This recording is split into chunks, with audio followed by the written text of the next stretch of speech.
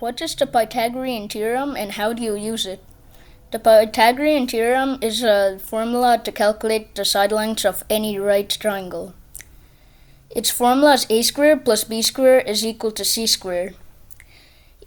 In that a is equal to one leg of the triangle, b is equal to the other leg, and c is equal to the longest side of the triangle, or the hypotenuse.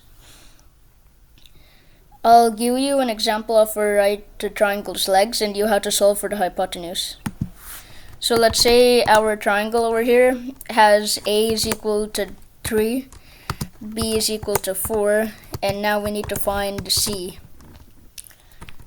So we can do 3 squared, which is 9, plus 4 squared, which is 16, which means 9 plus 16 is equal to 25, which is c squared.